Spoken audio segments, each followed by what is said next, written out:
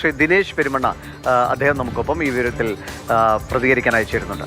ശ്രീ ദിനേശ് പെരുമണ്ണ, ഇപ്പോൾ Kozhikode medical college നമ്മൾ എല്ലാവരും പറയുന്നത് പോലെ തന്നെ ഉത്തര കേരളം മുഴുവനും ആരോഗ്യ സംവിധാനത്തിന് വേണ്ടിയിട്ട് വളരെയധികം ആശ്രയിക്കുന്ന ഒരു ആശുപത്രിയാണ്. നമുക്കറിയാവുന്നതാണ്, അവിടെ എന്ത് പ്രശ്നം ഉണ്ടായിട്ടുണ്ടെങ്കിലും ജനങ്ങൾ ആദ്യം ഓടിച്ചെല്ലുന്ന ഇടമാണ്. ഇവിടുത്തെ കാഷ്വാലിറ്റി പ്രവർത്തനം 2 മാസത്തോളമായി ശരിയാണ്, അപകടം ഉണ്ടായിട്ടാണ്. എന്നിരുന്നാൽ പോലും പ്രവർത്തിക്കുന്നില്ല എന്ന് പറയുന്നത് വലിയ കഷ്ടമാണ്. ഇപ്പോൾ കെടുകാര്യസ്ഥതയെന്നോ അല്ലെങ്കിൽ നിസ്സംഗതയെന്നോ ഒക്കെ പറയുന്നതിനപ്പുറത്തേക്ക് അതൊരു കഷ്ടമാണ്. ഇവിടെ വളരെ പ്രതീക്ഷയോട് കൂടിയിട്ടാണ് ജനങ്ങൾ ഈ 2 വർഷത്തിന് മുൻപ് PMSSY കെട്ടിടത്തിൻ്റെ ഉദ്ഘാടനത്തെ നോക്കിക്കണ്ടത്. കാഷ്വാലിറ്റി ബ്ലോക്ക് അവിടേക്ക് മാറ്റുന്നു, അതോടുകൂടിയിട്ട് ആധുനിക സൗകര്യങ്ങൾ ചികിത്സാ രംഗത്ത് ഈ രോഗികൾക്ക് അവിടെ നിന്ന് ലഭിക്കപ്പെടുന്നു എന്നൊക്കെയുള്ള വലിയ പ്രതീക്ഷയായിരുന്നു. എന്നാൽ ആ കാഷ്വാലിറ്റി ബ്ലോക്കാണ് 2 വർഷം കഴിഞ്ഞപ്പോഴേക്കും അവിടെ തീപിടുത്തമുണ്ടായത്. മെയ് 2-നുണ്ടായ ഉടനെ തന്നെ പിറ്റേ ദിവസം മന്ത്രി എത്തി. മന്ത്രി ഇവിടെ പറഞ്ഞതുപോലെ തന്നെ 3 ദിവസത്തിനകം പരിഹാരം കാണും എന്ന് പറഞ്ഞു. 3 ദിവസം കഴിഞ്ഞപ്പോഴുണ്ടായത് എന്താ? വീണ്ടും മെയ് 5-ാം തീയതി വീണ്ടും അവിടെ നിന്ന് തീ പുകയുകയാണ്.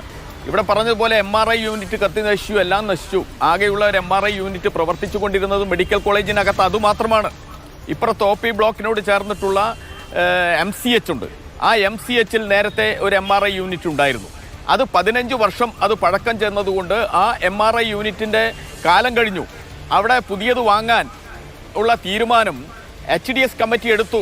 പക്ഷേ പണമില്ലാത്തതുകൊണ്ട് അത് നീണ്ടുപോവുകയാണ്. കാരണം HDS-ൻ്റെ പണം മുഴുവൻ മരുന്ന് കമ്പനികൾക്ക് 240 കോടി രൂപ കൊടുത്തത് കുടിശ്ശികയായി കിടക്കുകയാണ് കോഴിക്കോട് മെഡിക്കൽ കോളേജ്.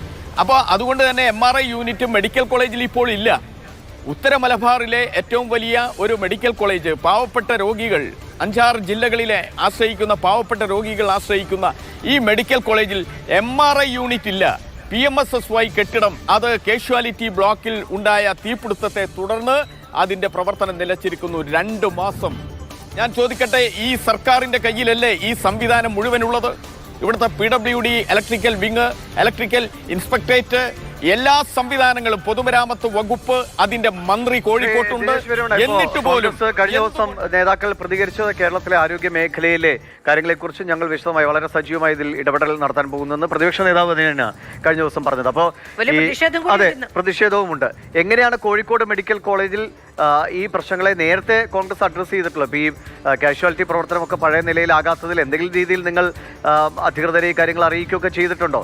ഇത് നന്നാക്കാനുള്ള ഉത്തരവാദിത്വം ഭരണപക്ഷത്തിനൊപ്പം എല്ലാ ജനപ്രതിനിധികൾക്കും എല്ലാ പാർട്ടികൾക്കുമുണ്ട്. ഇതൊരു കൂട്ടായ ഉത്തരവാദിത്വം കൂടിയാണല്ലോ.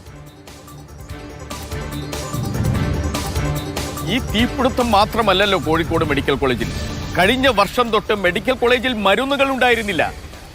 ബഹുമാനപ്പെട്ട MP MK രാഘവനും അതുപോലെ DCC പ്രസിഡന്റ് K പ്രവീൺകുമാറിൻ്റെയും ഒക്കെ നേതൃത്വത്തിൽ ഞങ്ങൾ കോൺഗ്രസ് നിരവധി പ്രക്ഷോഭങ്ങൾ നടത്തി. അതിനുശേഷമാണ് അല്പം മരുന്ന് വിതരണം ഉണ്ടായത്. ഇപ്പോൾ ഞാൻ ചില മരുന്ന് കമ്പനികളുടെ വിതരണക്കാരുമായി ഇന്നലെ സംസാരിച്ചപ്പോൾ അവർ ഇവിടേക്കുള്ള സർജിക്കൽ ഉപകരണങ്ങൾ വിതരണം ചെയ്യുന്നതും മരുന്ന് വിതരണം ചെയ്യുന്നതും അടക്കമുള്ളത് നിർത്തിവെക്കാൻ പോവുകയാണ്. ഒരു മരുന്ന് കമ്പനിക്കാർ ഇവിടെ അവരുടെ കത്ത് കൊടുത്തിട്ടുണ്ട്, ഞങ്ങൾ നിർത്തിവെക്കുകയാണ് എന്ന് പറഞ്ഞാൽ അവർ പറയുന്നത് ഞങ്ങളുടെ ധാർമ്മികത കൊണ്ടാണ് ഞങ്ങൾ ഈ മരുന്ന് കൊടുക്കുന്നത്, കോടികൾ ഞങ്ങൾക്ക് ലഭിക്കാനുണ്ട്. അങ്ങ് ശ്രീ ദിനേശ് പെരുമണ വളരെ നന്ദി പ്രതികരണം അറിയിച്ചതിന്. അദ്ദേഹം സൂചിപ്പിച്ച പോലെ തന്നെ പലയിടങ്ങളിലും ഇതുണ്ടാകും. കാരണം ഓരോ കമ്പനികൾ ഓരോ സാധനങ്ങൾ ആശുപത്രികളിലേക്ക് എത്തിക്കുന്നത്, അവർക്ക് കൃത്യമായി ബില്ല് മാറി പണം കിട്ടിയാലേ അവർക്കും ഇത് തുടരാൻ കഴിയൂ.